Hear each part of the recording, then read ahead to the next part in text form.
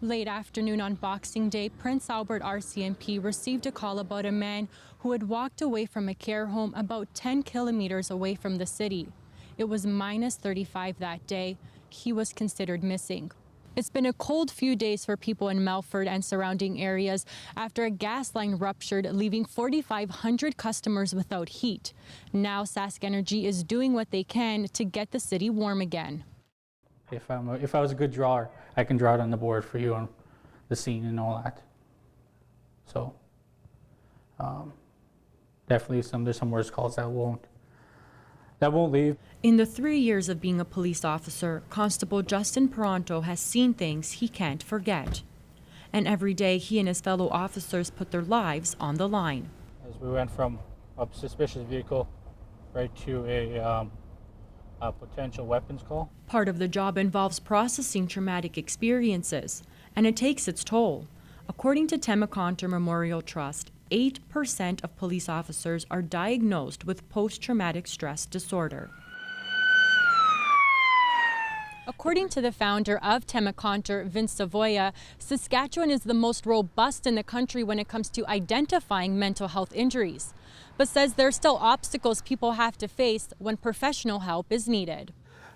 You walk in the emergency department with a mental health injury or a mental health illness, you may or may not get the appropriate care and support. And if you do get referred to a psychiatrist, it's not unusual to be waiting on a waiting list for sometimes up to a year. He says the province should provide more funding to mental health care in order to have shorter wait times when seeking a psychiatrist.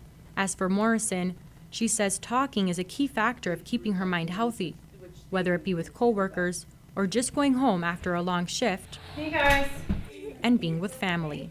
And once professional help is available, she says it will only work if the change to get better comes from within. It takes time and people aren't willing to take that time to get better. People need to look after themselves, first and foremost. When Reader realized that speaking to a professional wasn't helping, he took matters into his own hands and started working with horses. They feed off of your stimulus, so if you're agitated, they're going to react that way. So I may be able to lie to a person, but I can't lie to a horse. 6 years later, Reader still volunteers his time at the farm. He says he doesn't have to relive his trauma with horses.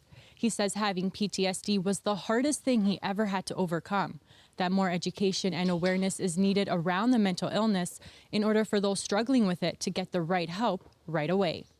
People on the Fond du Lac First Nation say they are traumatized after a 15-year-old boy and girl took their own lives this past week. They were both part of the Northern First Nation. Police say there is still a lot to do before legalization. They say they will do what they can to make sure they are ready for when marijuana becomes legal. Playing in the snow is a true Saskatchewan winter pastime, having snowball fights and building snow forts. But as CTV's Stephanie Villella finds out, one man took building a snow fort to the next level. An afternoon of playing in a snow fort for these preschoolers. But this isn't just any snow fort. Carl Mailer spent more than 150 hours building the ice castle. He built it for his niece and nephew as a Christmas present and says once he got into the project, he couldn't stop. Started off as one main dome. It was about 7 feet by 8 feet tall. And then I started digging out blocks from the west side, used those blocks to make a wall. And then I closed that in.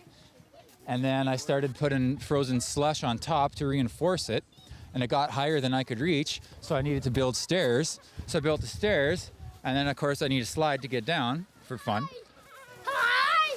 The castle stands 11 feet high, 30 feet wide, and has 3 adult-sized walk-in rooms.